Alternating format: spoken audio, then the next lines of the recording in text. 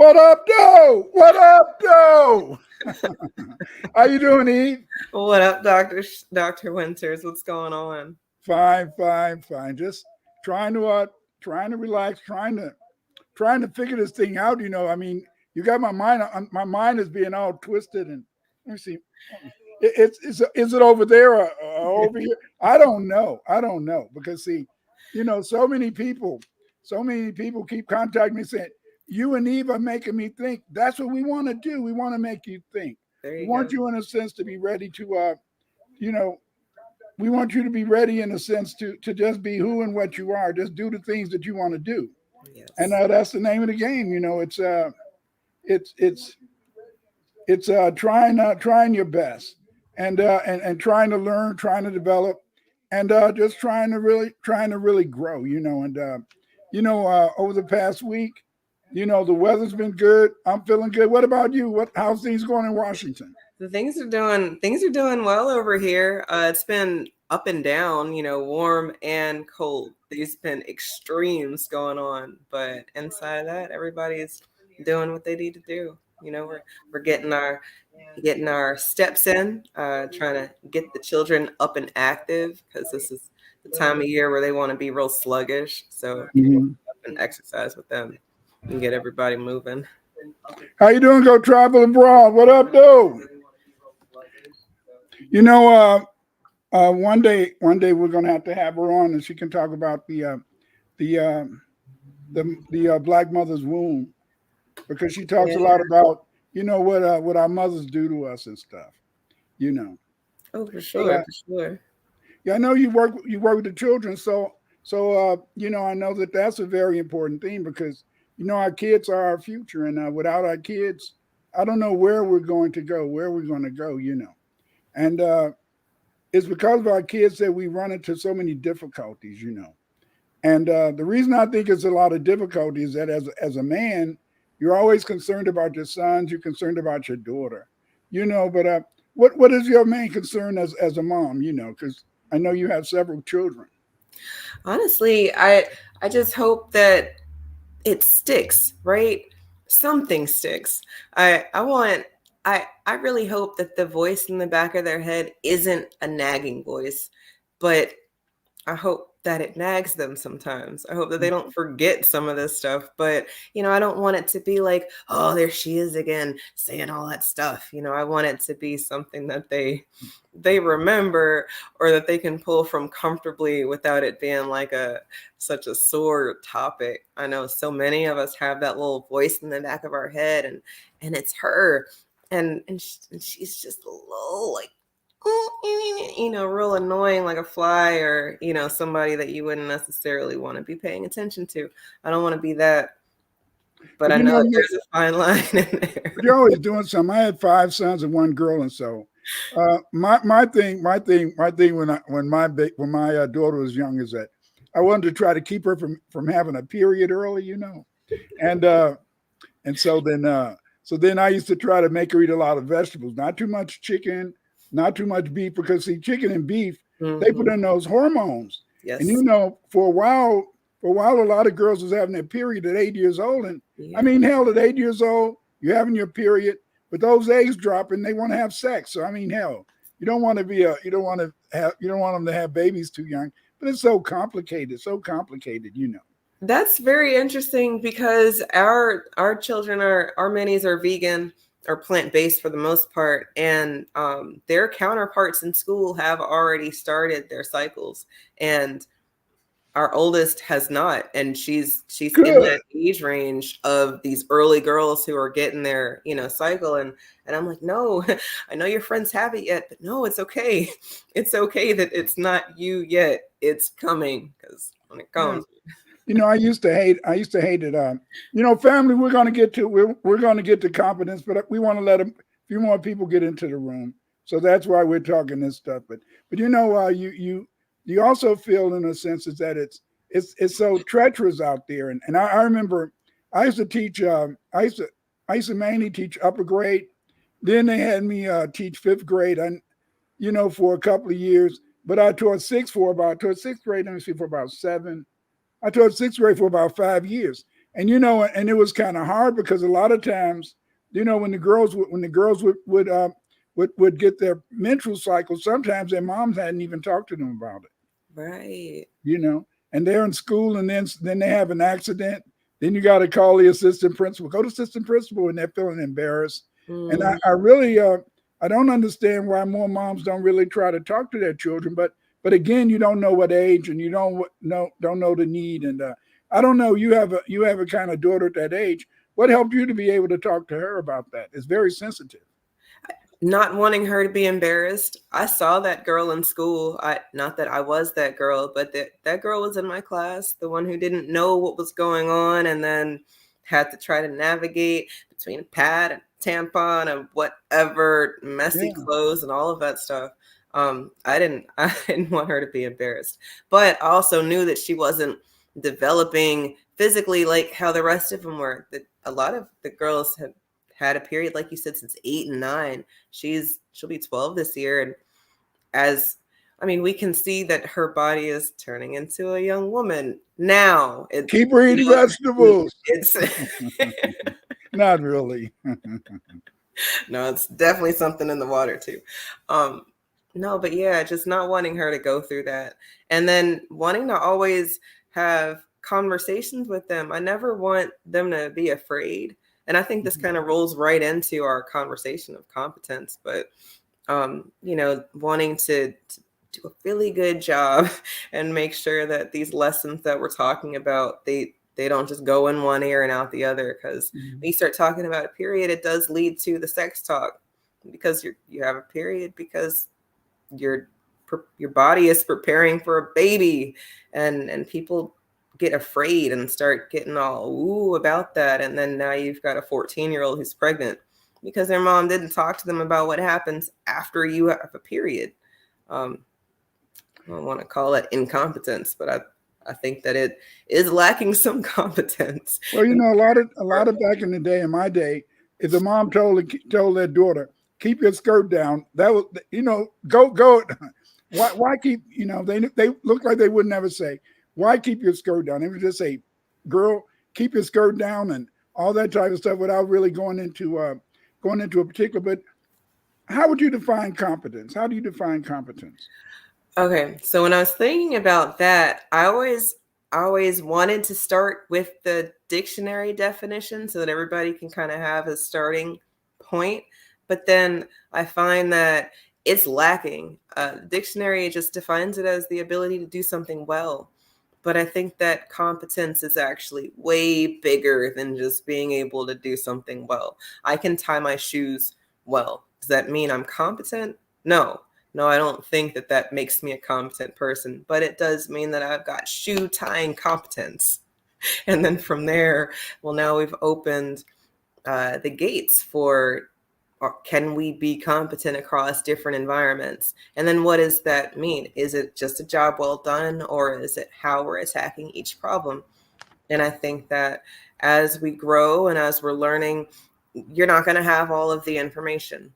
But as you learn and as you acquire new information, you're supposed to be plugging that stuff in so that each time you get better at whatever it is that you were doing. So whether you flipping a pancake or, running a mile, you will have grown over the course of learning that activity.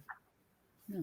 Well, they claim that competence is dependent upon three things: knowledge, experience, and also personal abilities. And I think that it's very interesting when you think about competence, because you brought up a very important issue. Is that we do believe that when you can do something well, tie your shoes well, that's competent. But what I was thinking about in relationship to competence is that you run into so many different things, as a parent, as a lover, as in a sense, as a teacher, as an and getting through your life experiences, because I know that when I was growing up, and my mom and my dad, they were telling me this and they were telling me that, and a lot of things I didn't really give a damn about, because see, the thing is, this is that I felt that as a man, as a boy, that I wanted to have competence to be able to play sports good.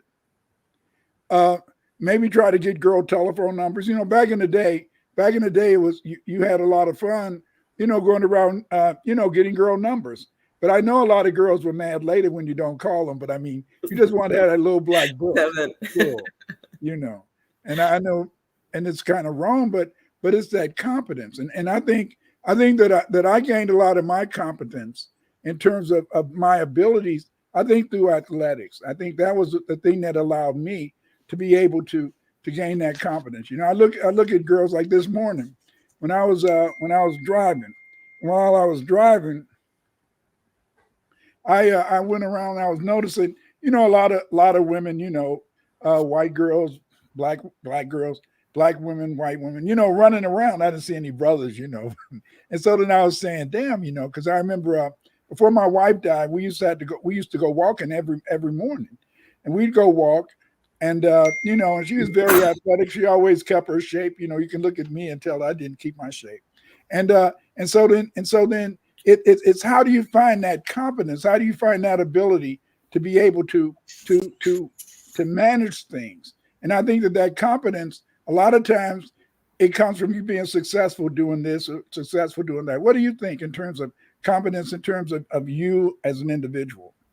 I think that makes sense and it's fair, um, because it kind of measures you up against you. But is that the best measurement of somebody's ability to do something, or should we be looking at the best example, or should there be an ultimate? I don't want to pedestalize anybody, but if somebody's already doing a really good job Mm-hmm. across, whatever the role is, if they're already a really good teacher, or if they're already a really good basketball player, then you could use them as, well, this is the level that I want to get to. And then you would maybe mimic or mirror how it is that they got to there. Um, Basketball wise, Kobe and Michael Jordan, practice for hours and hours and hours. And people would say, well, you already know how to shoot the ball. And it's not just about shooting the ball at that point. It's, don't you want to make it every single time? Or even if that's impossible, don't you want to try? And maybe competence is lent to people's want to do better, or they get complacent. So now they don't have to be the best. They can just do it well enough. Yeah, but see, that's the whole point is that a lot of times we think about this person or that person could be the best one. But here's where the problem comes in. Again, we go to those three things. You know, that experience, your skill in doing something, you know, your personal knowledge and knowledge period. But see, the whole point is this is that it appears to me that everything is case specific.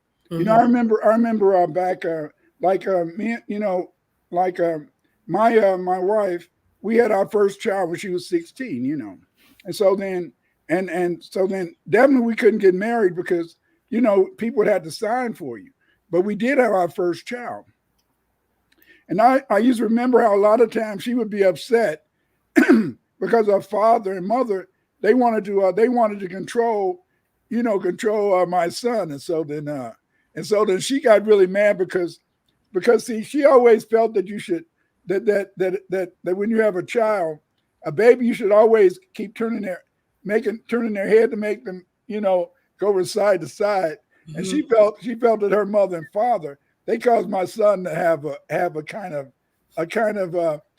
uh, what she felt was a lopsided head. I thought it was okay, but you know how moms are. You know how moms are. And so then, but it was like even though I think she was very good. She knew what to do. I think also in a sense, it's kind of very hard because the fact is that they were trying to tell her that she was incompetent because she was only 16. But Mm-hmm. but then they felt that because they were in their 40s and he was in his 50s that they knew better.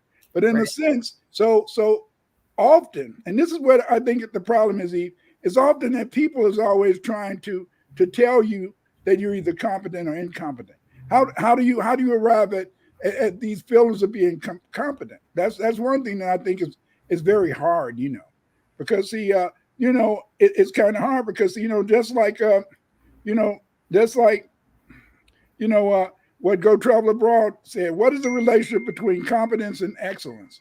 That's a good question. What is the relationship? I think that competence I think is being able to just manage it and do it well. Excellence is being above and beyond. What do you think in terms of that question he's asked? How you doing, Morris Diaspora? Yeah, peace to Go Travel Abroad. I agree. I think that competence is the ability to do it well, but excellence is a whole other level. You're more than competent when you're performing excellently, and I think that um, well, you can't be excellent until you're competent. So I guess there is a succession from one stage to the other stage. Yeah. But I always see competence as being basic. I think competence Mhm. is basic to me. Excellence, is above and beyond. Mhm. Because as I was saying, is that because of the fact that people are always judging you, and it's how you feel. Mhm. You may feel that you're competent, whereas in a sense that you may feel that even though you're competent, that maybe in a sense some people may say that you're incompetent because you may not be able to do things the way they do it. But I, Right. I felt in the sense is that I felt my phone keep bugging me, so I had to get rid of it. But I feel in the sense is that because of the fact that you have this you're almost schizophrenic in a sense because you want to feel competent, but then there's other people telling you that you're competent or you're incompetent, and I Mhm. and I and I think that this is the whole reality. Okay, just like I think that people sometimes there's men and there's women. These men and women, they have a lot of experience with the opposite sex, you know. And even though they have a lot of experience with the opposite sex, even though they have a lot of knowledge about the opposite sex, sometimes they may choose partners who as an outsider, I may think shows that they're incompetent because they may choose the same butthole or the same user. I mean, seriously. Just like the same thing with friends. When my kids were growing up, I told them this. I said, never really judge your friends. Don't really judge your friends because if you judge your friends, you might not like them. You see, when you start thinking about your friends and when you start thinking about some of the things they do, that may make you not want to be their friends anymore. So I said, what you want to do is that you want to always leave people the ability to sometimes be incompetent. Why can't you be incompetent? You know, is everything supposed to be so major? I don't understand. That's a really good point. We're very judgmental people, and then we start thinking, I guess I'm better than you at this. I don't think that that's a bad thought to have because there's gonna be somebody better than you at something, and then hopefully y'all are on the same side so that you can be working together versus it being a competitive thing and now we're working against each other. But that's a really good point. Once you start knowing people's quirks and things that they're doing that are not necessarily the reason that makes you friends with them, you will start to have a very real uh, I guess an aha moment of, whoa, do I really want to be this? Do I really want to be this friend? This person's friend? They're late all the time. Like I can't ever invite them anywhere because they are always late. And then now you start taking score, and I don't know if that's fair, but maybe maybe we need to have mature relationships where we are holding people to certain standards, things that we would be doing, the people that are around us should also be doing or reflecting. And that's the company we keep, is what we're going to be putting out there. Did you want to comment on what Go Travel Abroad wrote? Yeah. He a go Is that a girl? Go It's Travel a said, girl. Yeah. she says, is competence externally or internally validated? Which one is more important? That's a really good. If you take what Dr. Winters was talking about with the parent thing, he said him and his wife became parents when they were teenagers. And everybody is going to tell a teenager that they don't know how to be a parent yet. But everybody also knows that nobody knows how to be a parent until it's time to be a parent. So, I think that society will want you to think that it's everybody else's input that matters with regards to, how you're doing something. But really, I personally think that it's going to be your gauge of if you're accomplishing whatever it is you set out to do, because everybody's not going to know what you set out to do. And then if you don't tell everybody what your plans are, well, then maybe they're thinking you're going this way and you're actually going that way on purpose. True. So, That's um, so true. But what I found over the years, I found, in the beginning, in the beginning of our marriage and the beginning of our relationship, it seemed to me that my wife or women look like women are under more pressure, and are under more scrutiny. More people looking at them trying to say you're either competent or incompetent, and it seems as though mothers try to take more control, and it seems like to me that as a woman, this is just from looking at it from the outside, it seems like a woman is allowed more to have more competence before they have a child, because it seems as though if they have a child, then everybody and their grandma and everybody seem like they're supposed to tell her what to do. Whereas a man, nobody's trying to tell me what I should do. My father had already told me what I had to do as a man to be a competent man. But it seems though they put more pressure on the female to be able, in a sense, when they have children, they put more pressure on them in terms of trying to make them feel incompetent instead of allowing them to feel competent as moms, and things like that. I don't know. that's a good, that's a crazy comparison, because maybe you guys see it in a different environment. Maybe you get that type of overbearing, you're incompetent in the workforce, or, professionally, or maybe socially. I don't know. But, definitely once we become moms, the it's like the fix is in. You don't know what you're doing, and we're going to tell you how much you don't know what you're doing. But those same women in 10 years, 15, 20 years will tell you that they didn't know what they were doing and they had no clue, and they're just doing what they thought, or, they're listening to who they're listening to. And sometimes your mom, your grandma, your aunties, or whatever. But still, all five of our minis, none of them are the same. And two of them are twins. But then it's a boy and a girl twin. So none of them have a one size fits all situation. And if that's the case, if we're rearing little individual people who are going to grow into adults, then, we can't just treat it like, oh, this is going to work for all of them. Nothing really works like that for anybody. But then we come back to that definition: knowledge, experience, and personal abilities. But like to me, my father, he set my competency level at a very simple base. And what he said is that as a man, you're supposed to take care of your family, and as a man, you're supposed to never leave your family. You're supposed to never flee. And that was the simple. It was very basic, and that's what I told my sons. How you doing, Nazar Bay 87? And that's what I told my sons. I said that this is what can make you a man to me, because I said that I'll always love you. I always love you. I can't help but love you, and I'll always be your bitch. What are you saying, Dr. Winters? I said, I'll always be your bitch, because, see, remember, moms never give up on their kids. I won't give up on you either. But I want to respect you as a man. And the only way I can respect you as a man is that if you show that you're competent as a man in terms of your relationship with the mother of your children. And that's been my only requirement for my sons. That's the only thing, you see, because I felt that my wife, she could tell my daughter what the hell to do.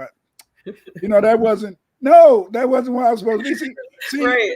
you got it easy. You got it easy as a mom. No, maybe you don't have it easy, but you have it easy as a mom, because, see, the thing is this, is that as a mom, you're always you're able to show your competence because you're always talking to the children. If you're a good mom, you're always talking to the children. You're spending time with them and things like that. Like I used to hear these men and they would talk about men that have never been married or never had children. They Hmm. would always say that Kevin Samuels, who my daughter hates. I'm quite sure my wife would hate him too if she would have been around. But the thing is that he would always say that you couldn't really deal with women because the average woman, Doorbell, how you doing? What up, Doe? That you couldn't really deal with women if they had a child because they was going to put the child in front of you. But see, because these people were not married long, or they weren't in a relationship long, they didn't know that your wife is going to always put that kid in front of you. They're going to put the kid in front of you. You see, you're not going to. That's why you try not. You're not making love all the time. They're going to be tired and all that type of stuff. But you have to understand in the sense is that they come first. A lot of like Kevin would say, oh, you got to they got to feed you. No, the kid is going to be fed first. I used to always tell my wife, damn, I was here before them. I knew you before them. So you're being incompetent. You're being incompetent because you're not taking care of me. And she said, well, fuck you. The baby comes first. That's mean. That's mean. But I think in a sense is that's what I think is part of having a relationship. I think that's part of developing that competence. And one of the things that's very important in terms of trying to be competent is to be able, in a sense, to determine if you're right or wrong. Am I doing the right thing? What can I do to make things better for myself? And Right. this is very important. Like Go Travel Abroad said, my papa said, don't accept compliments because if you let them tell you you're good, you'll listen when they tell you you're bad. Maybe, but Mhm. that's very important. But I think in a sense is that because of the fact that I was an athlete, and because of the fact that I was an athlete, and therefore in a sense I found a lot of self esteem outside. I found a lot of self esteem from just knocking people down. That's all. Oh yes, that's what I loved about playing football. I can knock your ass down, and that was good. That was fun. You see, but so that made me feel competent. You see, because I always wanted to meet a challenge, but I always was a little jealous. I'm not gonna tell. I was jealous. I was jealous of the fact is that my wife, she built up a real good relationship with the kids because she's always talking with them, always trying to teach them this and teach them that, and things like that. And whereas it look like your kids don't need you as a man until they get about 13 to 14. That's when they come to you and ask you questions. But prior to 13, 14, everything is mama centered. I don't know. I mean, and so then did people make you feel incompetent, or did you always feel that you were a competent mom, competent in relationships? I mean, come on now. No, I think that the onus is on people to make people want people to feel stupid. People want people to feel like they don't know what they know because then you have to lean on somebody else. You got to buy the book, you got to buy the course, you got to pay the price for the class because you don't know everything. And then you can go to Barnes and Noble or the library and see that there's a whole section of self-help books which are written by other people, kind of defeating the point of helping yourself Yeah. with regards to whatever it is. So, no, I think people are out here trying to make people think that they don't know what they know. As a mom, I'm learning that I know a lot of this stuff because they are little versions of me. Not that they're only me, but a lot of these things I don't have to guess about if I just sit and really think about me. And I'm not trying to put me on them, but Mhm. they already part of me. We don't have to make this complicated. And then maybe it's not me, maybe it's their dad, because sometimes that happens too. They start expressing themselves like him, or, and then you, the mom, aren't familiar with that, or you can't recognize that because you and your husband or you and the father didn't have these conversations. So now are you incompetent when it comes to your children because you can't help them when they're acting like their dad? I don't know. Or Is it just the fact that you just haven't been exposed to it, or you haven't practiced it? And I think that as we're practicing things and as we're coming into new information, it is more opportunities for us to become competent and then to become excellent. But if you don't get that exposure, if you don't sit and practice with it, then you won't be. It will just be a hit and miss or a guess type of thing the whole time. You know, Dorvell says, look at the word that is in competence. You have compete, and to compete is to be knowledgeable, efficient in the skill you're doing. True, but I think it's also important. Just what you said, Eve, is that a lot of times, in the sense, is that we come down to that experience thing, and also motivation. You have to have a motivation, I think, to want to be competent in whatever you're doing. For example, I played defensive end because I played defensive end when I first started playing in high school. I was 180 pounds, and I was 180 pounds, but I had to go up against tackles who were 235 pounds. And so what that made me understand is that I could kick your ass even though you were bigger than me. I could do the moves on you and things like that. So that made me feel that I could do that throughout my life. I felt in the sense that I could be competitive. And like Dorvell said, compete. But then I remember when I was teaching at Bennett, we had a junior beta club, and so I used to work with my colleague, and she, what she used to always say, we're going down there to win, and I would always say, no, we're going down there to kick ass, and she would get mad at me, because she said, why are you talking about you want the kids to go down and kick ass, and I said, hell, the reason that you want them to think about kicking ass is because of the fact you're going to be a winner. You want to overcome, and see, it's that competition thing. And I think that many women, when they start to have children, I love to see those women that are able to navigate all that advice they get from parents who aren't in the house with them, and aunties and everybody that are throwing things at you guys. I don't see how you can do it. Do you know this person? Hey Joe, thanks for coming to the show. I think that's really cool. That's cool. But to what you've been talking about, you said, well, I'm sorry, the aunties and the moms and the grandmas who want to tell us how to do it. I don't think that they mean wrong. I think they mean well. I think sometimes they want to give us more than what we're asking for because they know that we're going to have questions that we haven't asked yet. But if the moms are anything like most moms, we're going to have to experience these things in real time for ourselves. One thing that I always got yelled about was the undershirt. Did you have this, Dr. Winters? Like, a baby has to always have an undershirt on. An undershirt. And if they don't have an undershirt on, then you are a bad parent because that baby needs an undershirt on. That's what my mother and them did. But I think that my wife used to always have an undershirt on them.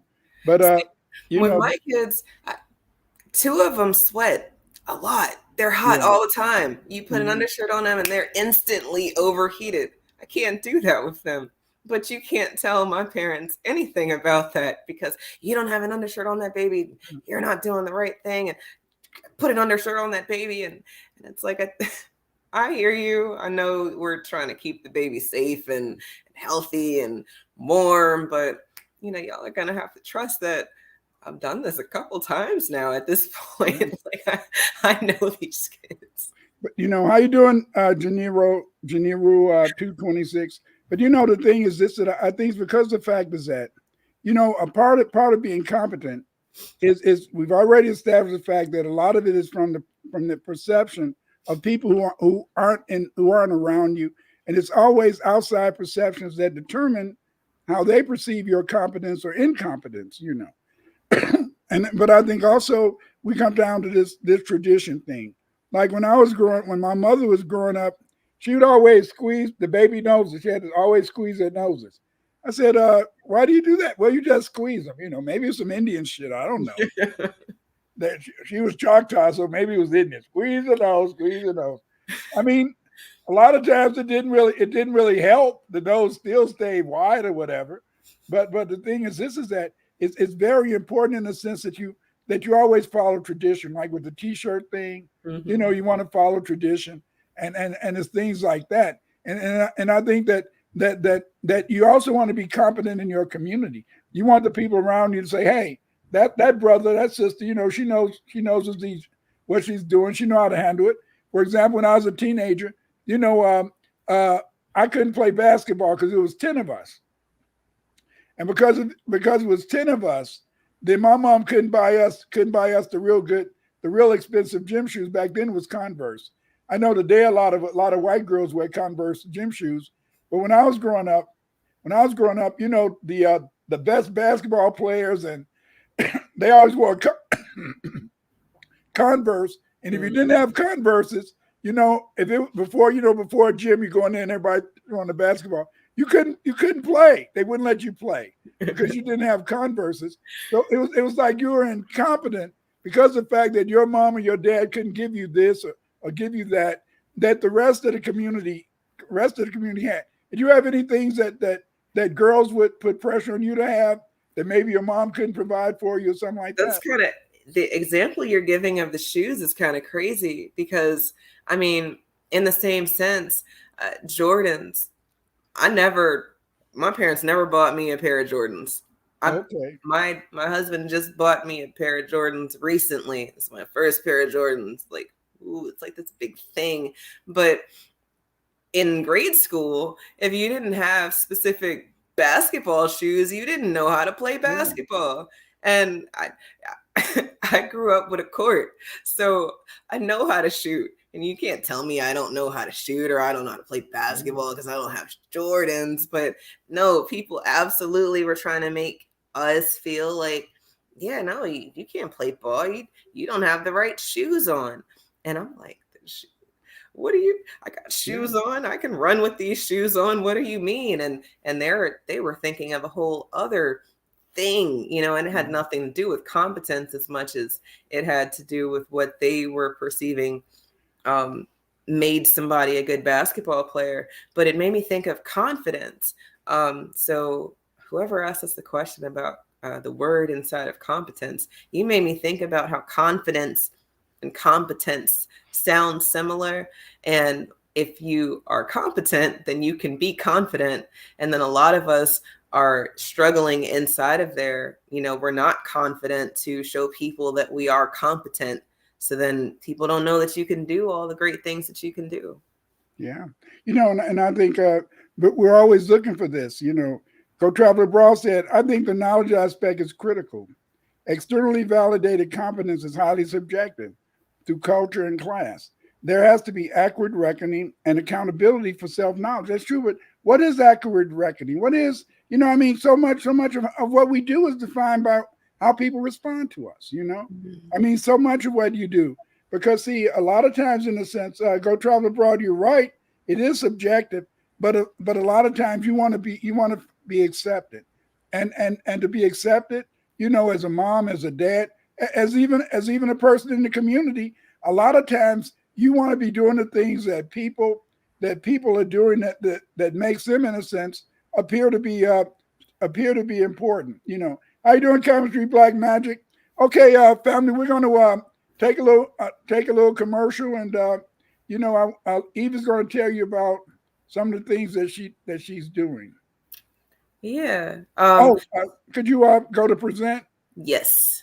Okay. Um, yeah, so I got this working this time, you guys, because Dr. Winters got me with my user errors, and Etsy is no longer messing with the site. But if you go to justeveagain.etsy.com, you will see my site, our site. And this is what we have to offer. I bake cookies sometimes. We're vegan over here for the most part, and we like to share our baked goods with you. I promise you will not know that the cookies are vegan. But on top of that, we have teas, and this is the season for all of y'all to be nasty and mucusy. Ah, Every tea that we have, right now, the digestive care is what you'll see on the site, but we have different formulas that will help you break through all of the yuck and the muck of what's going on during flu season. So please check us out. We would love to help you get healthy. well, hey, we need to do that because the other day me and Yoshima was talking about the fact. Not was it Yoshima or maybe I was talking to one of my kids. I forget. I'm talking to people all the time. And we were talking about how back in the day we used to always had to take castor oil and things like that.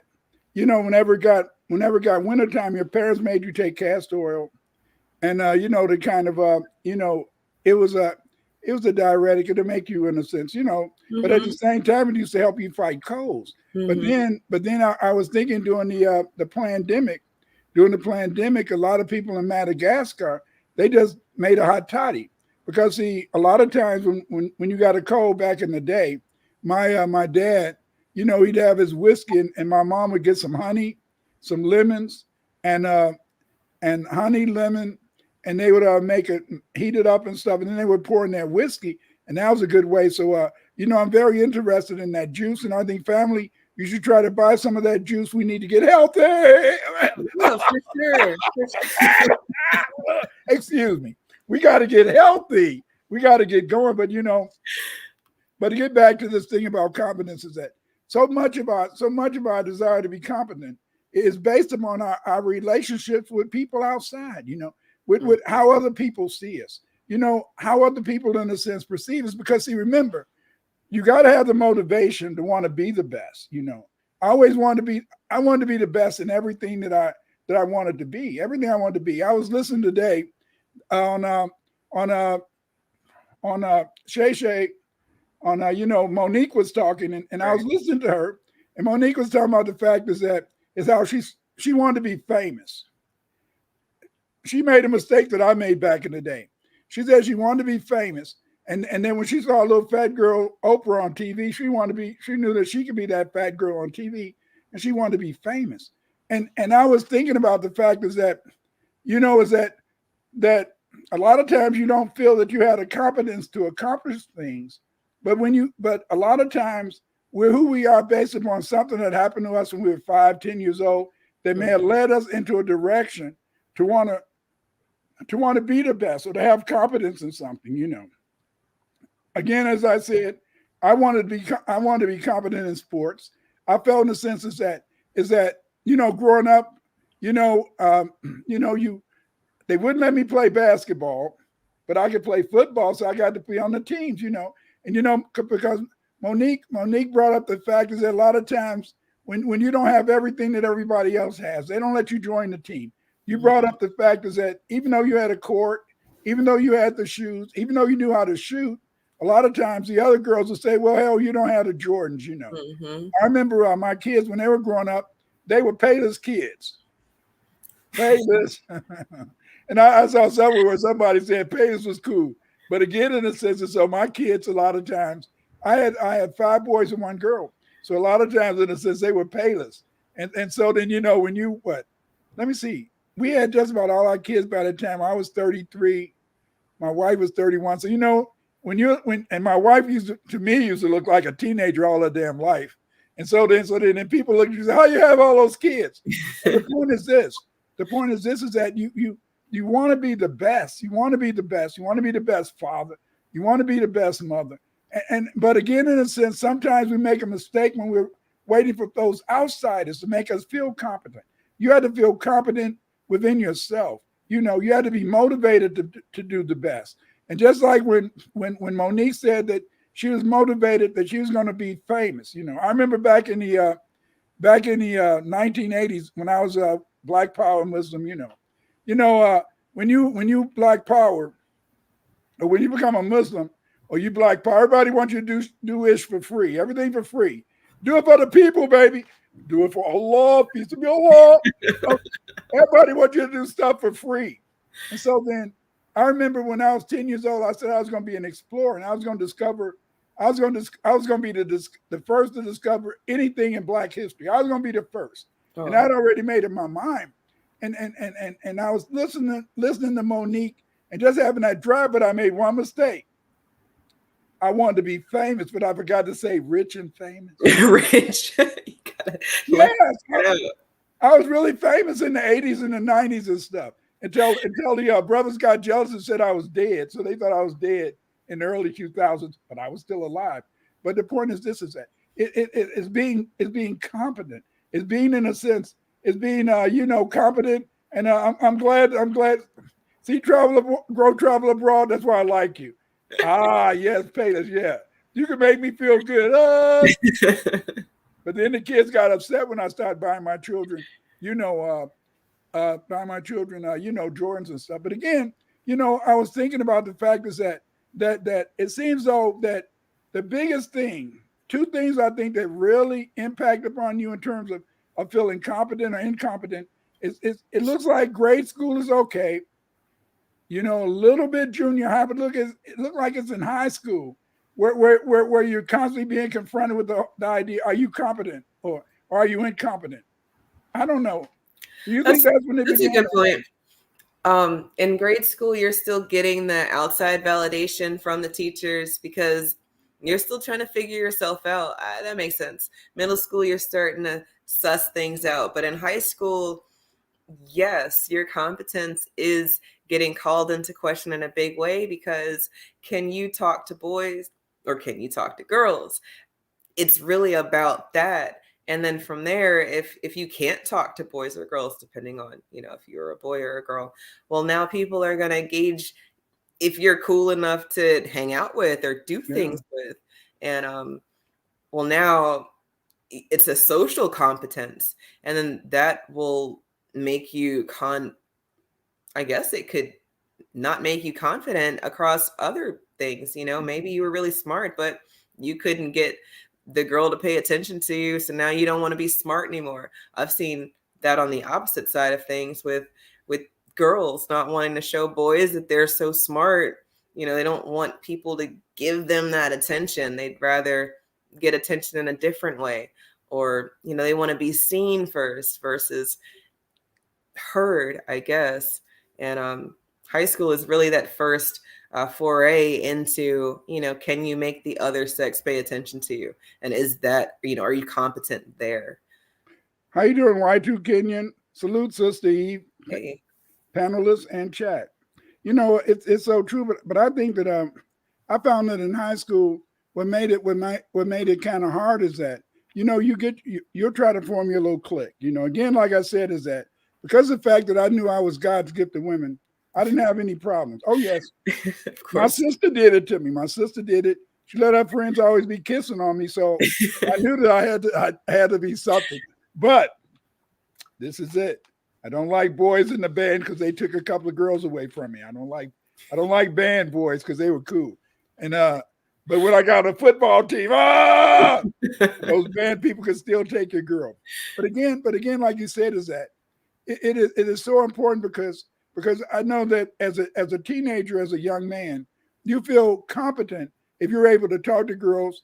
Back then, you felt competent if you could get numbers in your black book. It wasn't so much about sex. Not everything's about sex for y'all, but back then, in a sense, it was just the fact that you could acknowledge that you had game because you could get a girl's telephone number.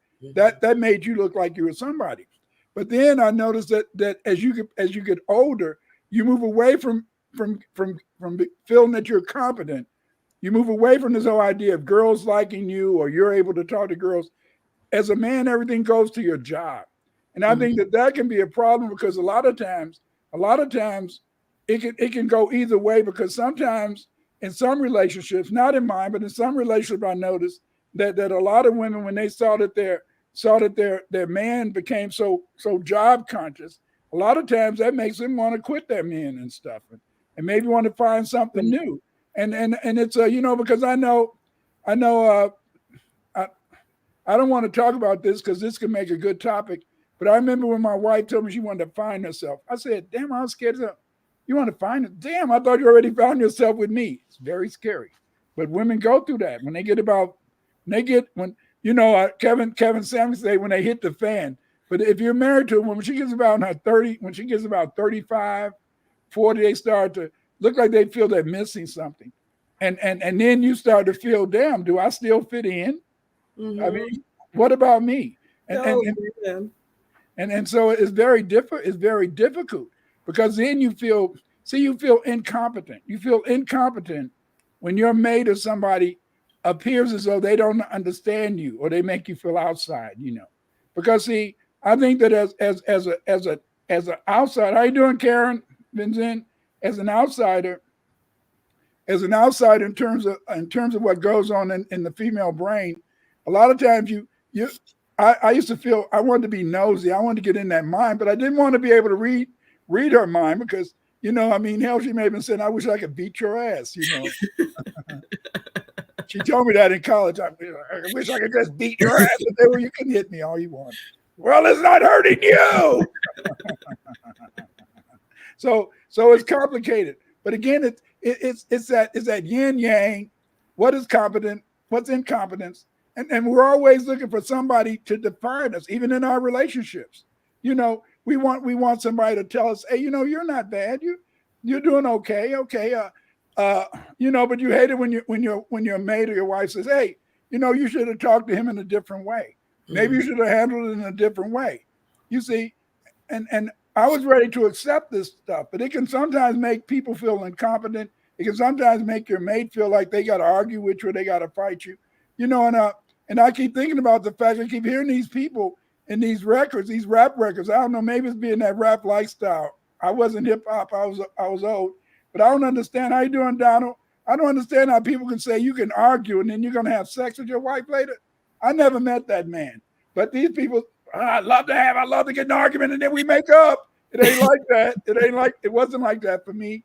I talked to my sons. It's not like that with them. So I don't know where's all this stuff where you fight and then you argue and stuff. No, when you argue, you get a headache. You don't want to be bothered with that person, and it's hard. It is hard to get over it. Most of the time, the next day you might can talk, but that night you're not talking to me. I don't know. Maybe I'm not That's that's so real. We've actually had that same situation actually happen, where sometimes he's poking at night. And I'm like, I don't know if this is the best time for this conversation, right? Because, soon we're going to have to go to bed. And I don't want to be all towards you, but you're just prodding and poking too much right now. Can we have this conversation later? But he's like you. He wants to know it all right now. And and there's a balance there, because it's not that you can't know. It's just that maybe I'm just not ready for the conversation in this time. But I want to go back to what you were talking about with how the job and your woman can make you feel incompetent if you're not doing all of these different things for her, or if you haven't accomplished a certain thing. And that's probably the opposite of what we're going through on the mom end of things. We're being told that, we don't got it yet. I don't think people stop saying you don't got it until your children aren't children anymore. And then it was never that, oh, you had it. It's just that oh yeah, you did a great job. You get it after the fact, after they've graduated high school, no crazy situations have happened, no babies, no, whatever crazy you think, or the craziest thing that you could think would happen for a child. Say you escape all of that. Well, now people would be willing to tell you that you did a good job, but only if it's measuring up to where they think you should be at that time. Everybody's not going to college. So if I have a child who doesn't go to college, does that mean that I'm an incompetent parent because they didn't go to college? You feel like that Sometimes. But if you have a child who's very hands-on and they've been enterprising and an entrepreneur since high school, they've been making their own products, they've been a businessman or a woman, and they're very much on their way, Why would I get in their way? Maybe I'd want because them to take some more business classes so that they can expand how to enterprise. But, you know, I don't know if I'd be pushing them to college per se, you know? but see, that's a mom's thought. As a man, you want your kids to do what you want them to do. We was talking, my sons called me up today, so it was three of my sons were on the line, so they called me on the brother line. Most of I don't get calls on the brother line. So they were bringing up the fact they were saying that hey, so and so did this, and a friend of mine, their parent wanted them to do this, and their parent wanted them to do that, and they said, well, we did what we wanted to, but I said to myself, damn, you just don't really understand that I wanted you to do certain things too, and you didn't do it. I wanted them to maybe go to college. They went to college, but I wanted them to finish college. My daughter went to college, and her cousins and the girls all went to college, and the boys, they want to get cars and get jobs and money. And in a sense, I felt that, and but your friends are saying, oh, my daughter, my sons. I'll admit though, most of the time they're talking about their daughters, but you want to be different. You want to be able to say, my sons are doing this, but I love them and I allow them to see. I think that's the beauty of being a mom, like you said, that if you saw your kid and they wanted to go to trade school or whatever, they wanted to be in business, then you would be promoting them. And I think that's what makes some mothers good mothers and other mothers bad mothers. Coach Charlie Brown said, I think the sense of competence begins at home. For some, our relationship with competence and excellence might be just what we saw. This is how we learn approval. True. Maybe sometimes if your parents, uh, I don't know. What do you think, Eve? Do you think if your parents can sometimes feel that you're competent, do you think that carries over into your relationships with other people? Of Do you think that course. plays a role? Of course, it absolutely does. Go travel. I think that's that little bird or the little voice in the back of your head. I think that's your mom. I really think that that's her, and maybe it's not her for everybody, but whoever that maternal person was that helped rear you, that little voice in the back of your head telling you you know better, or you know you shouldn't be doing this, or you know you don't need another scoop of ice cream, or you know you need to go to bed, or you know you need to whatever, whoever that is, that's mom, or at least that's to me that's But mom. but what about those moms that say you ain't shit?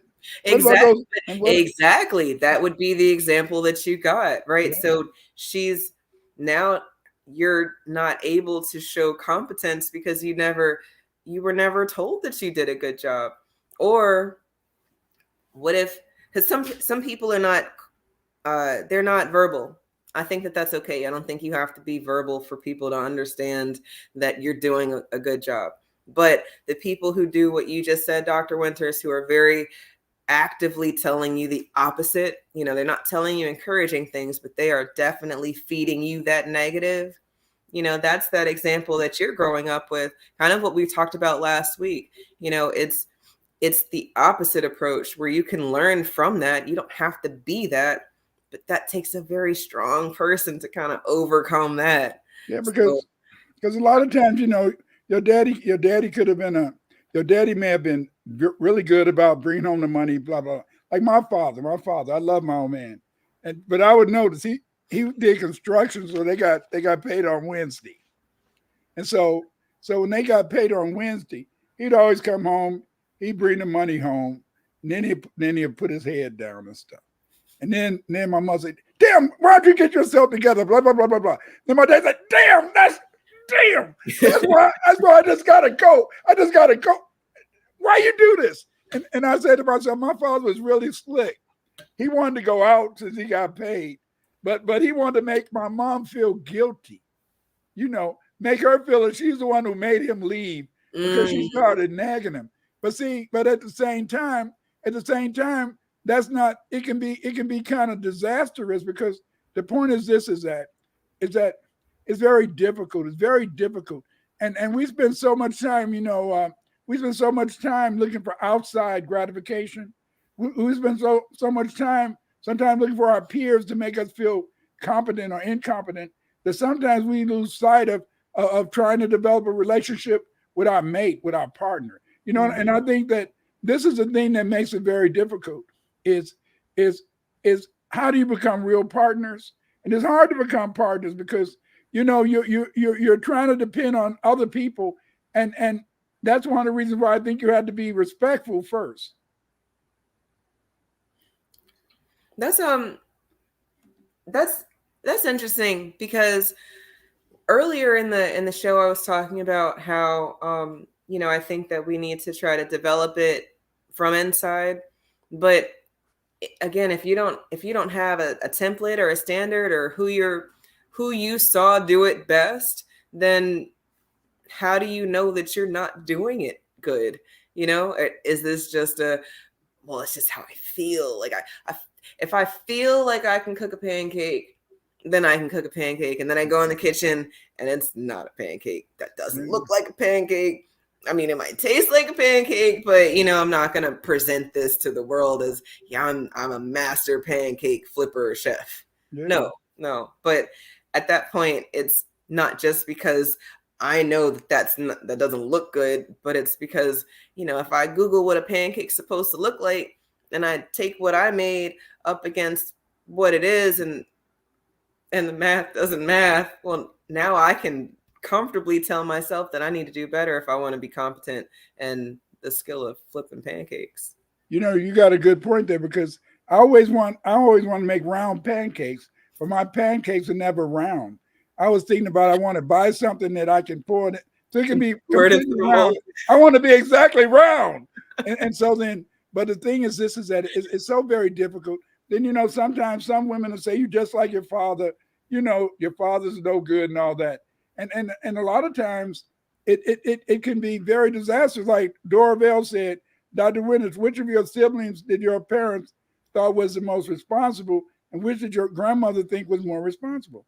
Well, my parents and my grandmother thought I was the most responsible, but that was wrong. It was negative, you see, because they threw everything on me. They threw everything on me. They made me have to do this, and I had to do that.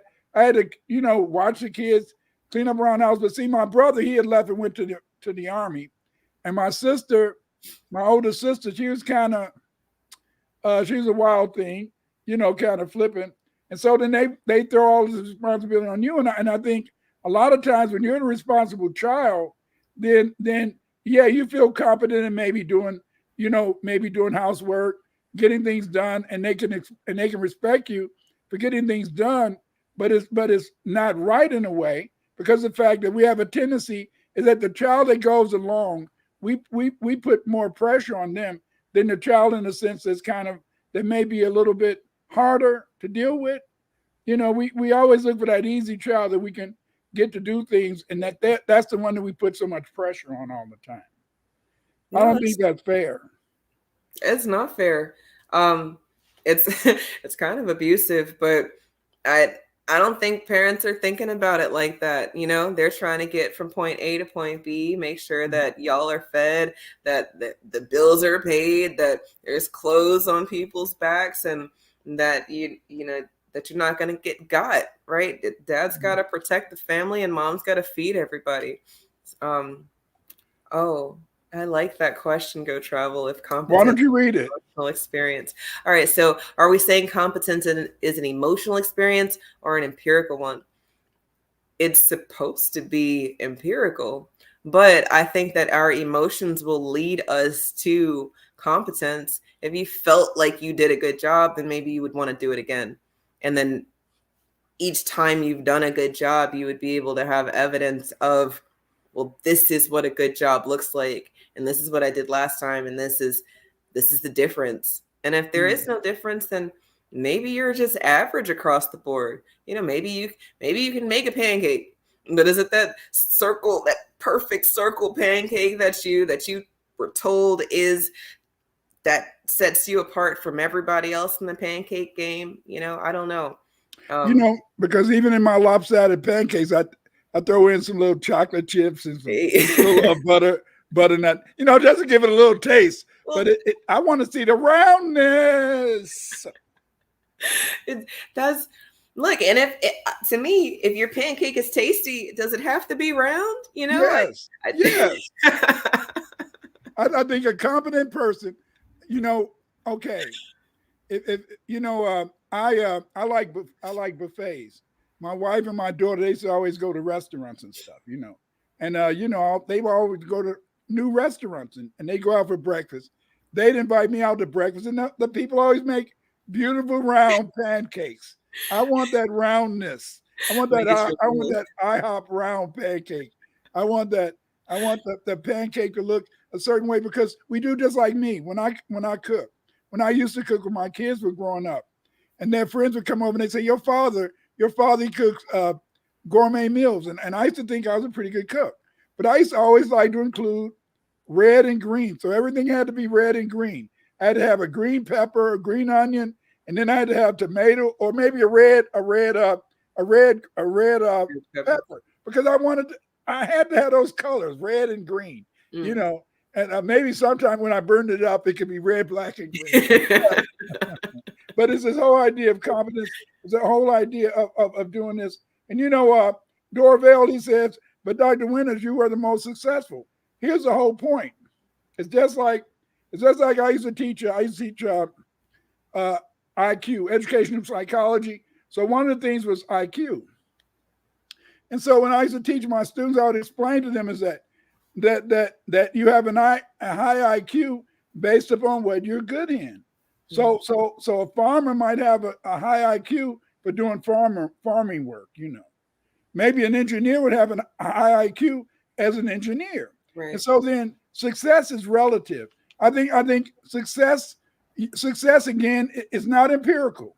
Success again is subjective. It's how people view you as being successful or being competent. And so whereas I feel that in terms of education, I feel super successful. But my sister Marianne, she's dead now. She could just cook anything. Could just cook just all type of good stuff. Because my grandmother, when she died, she gave her all of the good recipes. And then my other sister, she's really good at knitting and making clothes. And so then success is relative. Success and competence, I think, is always dependent upon how you feel or what's going on to make things good. How you doing, Yoshimod? And what about Pure FBA? What up, dude? Yeah, so I think that it's very important in a sense that we respect the fact that you can have competence in one thing and maybe incompetent in another.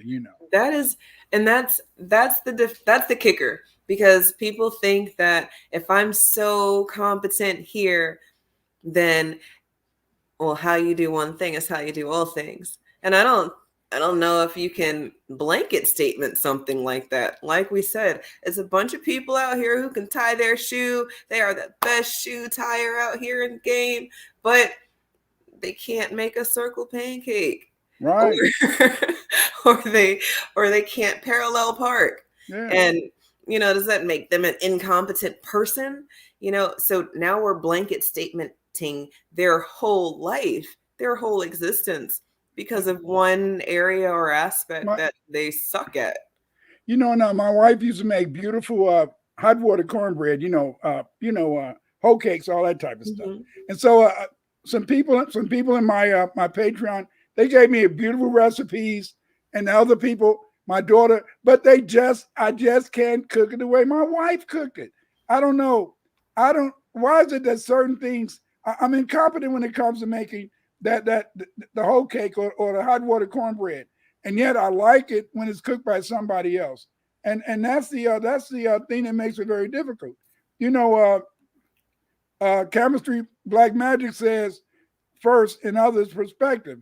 When you amass the self, you learn a lot of things that don't matter to others do. That's right. Some of the things that we learn matters maybe just to us. What Right. what what makes us feel that this or that? I mean, that whole idea of my sister, she was a great cook. She was competent, but I'm an incompetent cook. I can't make round pancakes. My other sister, she can make beautiful clothes, but I can maybe write, you know. And I was talking to one of my students, say, Dr. Winters, your books are okay, but you're not good at grammar. I never said I was. And I tell you this, when I taught at university and those young people would turn in their papers, they didn't have to worry about me grading their grammar. That's my type of professor right there. They didn't have to, they didn't have to have it all. I might still do put in the paragraphs and cross out some words, but I wasn't hard on them. And see, so give me a little credit there. How you doing, Marco Smith? You know, Yoshimat, Russell Richardson, what up, though? And I think that this is very important. Here's this is, I think, interesting, is that pure say pure FBA said competence is consistency, maybe, but I don't know if it all. But that comes from the fact that the more experience you have, the better your competence. But then Russell Richardson said, "I was a latchkey kid. Competence was a necessity." Now that is very important, I guess. If you are a latchkey kid, do you agree that you had to be competent to be a latchkey kid? No, I don't, but I get, I guess, what he might mean. To be a latchkey kid mean that you are responsible for yourself because your parents weren't there during, the after school time or maybe the before school time. You had to take care of you. So is that competence? Can you, feed yourself? Can you make sure that the house doesn't burn down before I get home? All of those things that say that you're functional. I think that, people could use functional and competent to be the same thing. And Russell, at your grand age of however old you are, I'd like to say that you were more than competent. You made it out of wherever you were growing up to now. And I think that your experience helped, your competence. And I'll tell you is that I used to see that as a very important thing, because see, a lot of times, it's hard to discipline kids, and I was never a good disciplinarian as a teacher. I could discipline my own kids, but as a teacher, I felt I was more of a cognitivist, so I felt that I would want to talk to you. But I had a whole lot of good discipline around Christmas, because I would always tell the kids is that if you don't cooperate, I'm going to have your mama had to come up to school. And when your mama comes up to school, she's going to miss work because most of the parents were working. Your mom is going to miss work. And when she misses work, you're not going to get, what is it you wanted for Christmas? You're not getting it. Because the thing is, this is that you use it to your advantage. And so I felt in the sense is that, it was good, but then I felt back then when I was teaching, not so much now, but when I was teaching in the early 2000s, 90s, as a lot of moms were coming back by what? By the by the 2000s, a lot of my students that I had in the 90s, they were adults and they were having kids come to, I was teaching their kids. Right. And so then the thing is, this is that you felt, and I think that as more and more women had to go to work, so that you and your husband, or you and your partner, or you and your mate, or whoever you're living with, so that y'all could be able to have things that's good for your child, and you want to make things better for your family. Both people have to work. But I think that made a lot of parents that I came in contact with, they felt so guilty. A lot of them felt incompetent because of the fact they felt that they weren't at home, they weren't there to guide them, they weren't there to feed them, they weren't there to meet them, and they tried to compensate by overly giving them too much. And I think that kind of made the children kind of have a bad attitude. And in fact, I found that many kids would act up in class, so they could get the attention of their parents. Right. And that's kind of sad. It is, especially because children are learning these tricks way early. It's manipulative. You shouldn't have to think about how I can manipulate attention or time, because you're not getting it how you're supposed to. But you also know that, mom's got to work and dad's got to work, or whoever's taking care of you has to pay the bills. So, you're going to do you're not gonna burn the house down, right? You're not going to let strangers in the house, or you're not gonna do anything extreme like that. If a child puts noodles in the microwave without water and starts a fire, no, that's incompetent on parents' part, on child's part, on everybody's part. Um, but no, that's interesting chemistry, because if the child knows that they're hungry and they know that the noodles come out the microwave, well, they're working with the information they have. Maybe they Ah, never saw mom put the water in, so that doesn't make them incompetent as much as they're just ignorant. And as soon as they know, boom, I need water. Well, now they're the best ramen noodle maker this side of the Mississippi. You know, competence is, I think, always going to be directly related to how much information we have at the time, and then what we're doing with it. You know, if you're able to get from point A to point B, that might make you competent.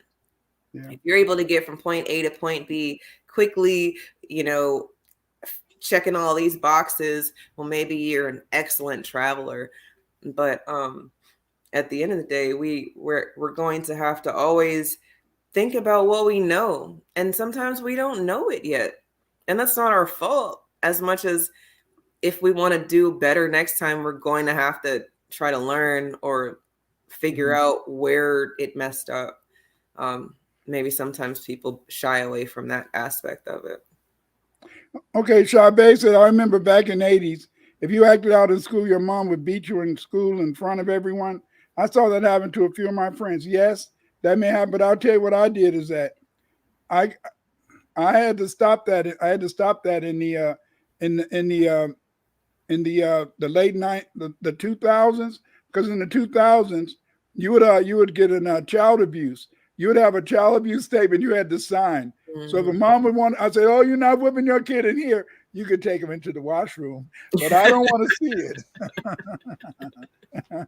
You take him to the washroom. Yeah, I But don't. but the thing is this, is that it's very hard, because see, you know that all the time fronting your kid off in class, that can have a negative consequence. It's not always positive, because see, sometimes the kid may act up worse. I remember when I was teaching eighth grade, and it was my first time teaching eighth grade, because I had taught high school for the first what for the first 20 or so years of my teaching. I taught high school, so I was teaching eighth grade, and so I had this kid, and he came in every day, and he was a butthole. And so I was talking to the teachers. I was in the teachers' lounge, and I was talking about, so and so. He has a very negative parent. A very negative.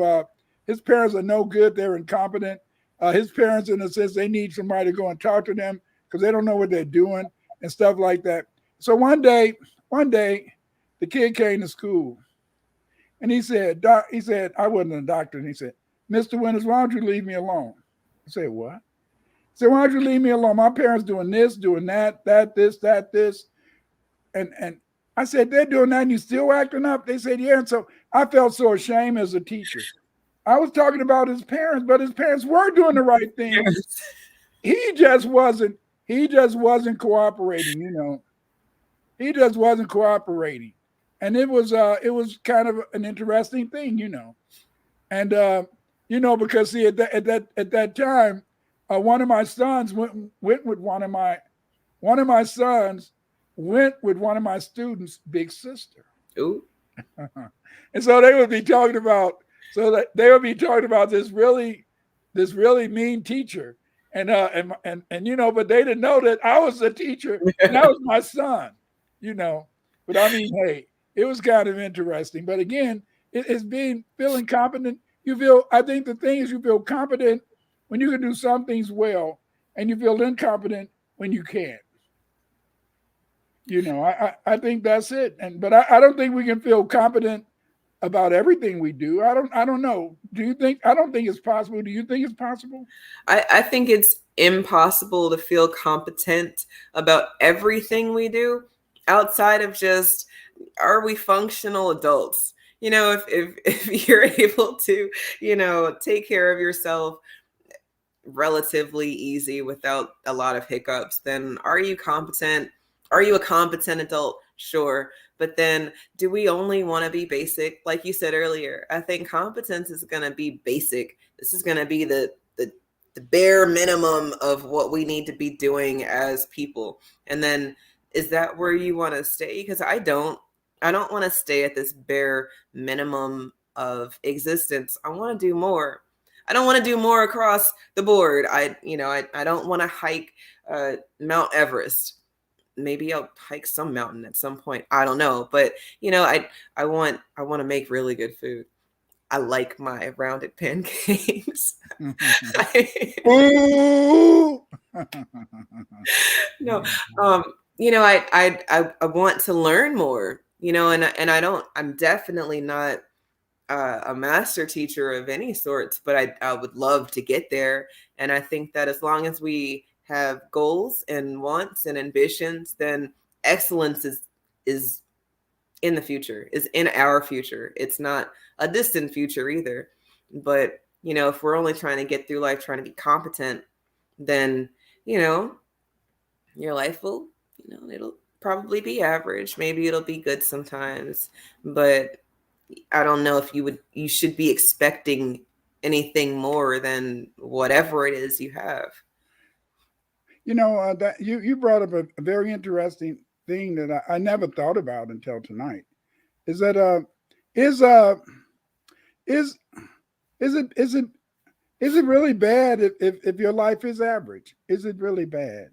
I don't know because see you like to think about things, travel, like back in the 80s and 90s, I used to fly a lot of places.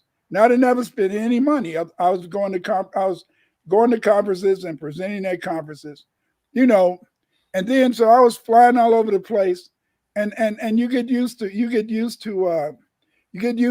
doing those things, and then when it stops, it almost crushes you. You Mm, see, when it stops, and so then sometimes I wonder, is it better to be average so that you can always, in a sense, feel as though you're so you can always feel as though you're being compatible with life, being compatible with your experiences, being compatible with your family, and mm. I think that's the beauty of it. I mean, do you really want your wife to be the super wife or the super partner, or do you want your partner to just be average? And I don't know. I don't even know if that is important in a That's a very relationship. good thought. What's that? That is that if you don't, then you're safe. They're never gonna want anything else from you either. So now we're winning together in this average, baseline of a relationship. Um, and yeah, Shabe, I agree. What's average to you might not be average to someone else. Conversations and communications rule the nation. Um, when you're with somebody, you should absolutely know what they define as average. And or what better than that, y'all should have conversations about what you think is excellent. If they did something really well, something you really liked, I'm sure you want them to do it again. And I'm sure you would have told them, yes, I like that. I liked when you did that. I want you to do it more. And this makes me feel good when you do XYZ. From there, I don't know if we talk a lot about the average, that was okay, because it wasn't bad. People aren't talking about the baseline things. Maybe we talk about, oh, I hated when you did that, or I really loved when you did that. But that baseline, that average, I don't know that we spend a lot of time there, because it starts to be demanding. Am I doing too much? Am I asking for too much? Yeah. Are they going to think that they don't want to do stuff for me because I'm doing XYZ? We start I guess comparing ourselves to each other, and um I don't know that we should do that, because I agree. I'm a woman. Go Travel Abroad says average compared to media representation in real lives? Question mark. We can never know how much water anyone else carries. I think that's very important because see, I don't know, I always felt I had the most beautiful wife on the planet Earth. That's what I felt. I felt that my wife was the most beautiful on the planet Earth. I always knew it was pretty women, and I knew it was some women that were really pretty. But I always felt that my wife was the beautifulest one. And since I felt that she was the beautifulest one, I didn't feel that I had to always. I didn't feel I had to always build up her confidence because she had good confidence. But sometimes I needed her to pat me on the, rub me on the head, and say, you're not as dumb as you act, nigga. Nigga, what? You're laughing, but it's true. But it probably makes you feel good though, right? Like that. Yeah, The confidence boost. and see that's the whole point is that to me, you feel you need. I used to always tell this story about the rise of the mother goddess, and the mother goddess. I would always say that that man used to go hunting, and as man used to go hunting, he would bring home the food and he would bring home the meat, and then the woman, in a sense, she would cook the meat. That was when the Green Sahara. But as the Sahara became to be more savanna, and the herds would move further and further away, the men would go further and further in search of the food, search of the meat. And so then some woman said, "Hey, damn, hey, I love that nigga, but I'm hungry." And they looked around, they saw some grasses, and they said, "Maybe I'll put the grasses in some water, and I'll try to get something to season it, and I'll make a soup." Okay, and so when the man came back, when the man came back with the meat, and then the man said, "Damn, you looking pretty plump. You know, I was just out hunting for you." And then the women, they would take, in a sense, the meat, and they would throw it in the stew. And then the woman said, "Hey, instead of you going so far away, why don't you just go and bring that cattle here?" And I mean, I want my man to be with me, so baby, come on, bring the cattle here, and you keep the cattle around, and we can make the stew together. See, that's the whole point. Is that most men don't understand. I'm gonna tell you something, fellas out there. You don't understand that women allow us to rule, and they allow us to rule by allowing us to think that we're competent when we're incompetent. I shouldn't say that, but it's the truth. Because see, the thing is this: is that it was just like, remember, women made the first tool. Why? The first tool was a seat, and the seat was like what? The seat is like the crescent moon. Why the crescent moon? Because see, your woman, in a sense, if she had her period, she went into the house. She went into the house, and you couldn't have sex with her. So since your woman wanted to have sex with you, she made the first calendar. Women made the first calendar. Women made the first tools. Women encourage men, in a sense. Women encourage men to be able, in a sense, to be the herders of cattle. And so what you find, in a sense, is that when men look at it, is that we need a woman sometimes more than a woman may need a man. Because see, a woman, in a sense, she needs a man as long as those eggs are dropping. Once the eggs drop, well, hey, you want, go ahead, do what you want. Hurry up, get done. Are you done yet? Okay, we'll go to sleep. But anyway, the thing is this: is that you learn how valuable your partner is the longer that you're together. You see, and you gain more confidence in your relationship the more that you communicate. I think communication is more important than anything. I agree.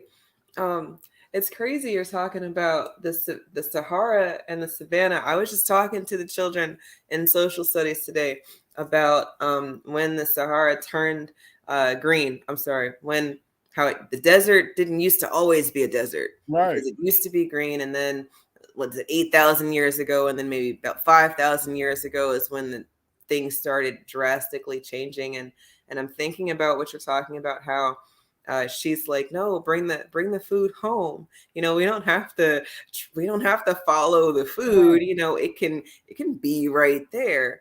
And then from there, we're moving our family into civilization, I guess. Yeah. We're not traveling anymore. And I'm thinking about competence with regards to doing something well. If the men were feeding us well, then maybe we would have always been traveling. But if that's not good for the family or for us to exist into the next stage, then maybe we would have to change things. Yeah. And sometimes maybe we are doing something well, but it doesn't mean that it's right, right? So maybe we would fix it or shift or evolve. Chabé says right, because my husband always asks me to help him with something. Yeah, yes, we're very needy, even though we want to be the strongest, and we are the strongest in a way, in that way. But I think also you have to look at it from this perspective. Remember, the woman made the first tool, and that was the sickle. Bam. The woman made the first calendar because she wanted to monitor when her period came, so her and her man, could have intercourse and be able to have sex.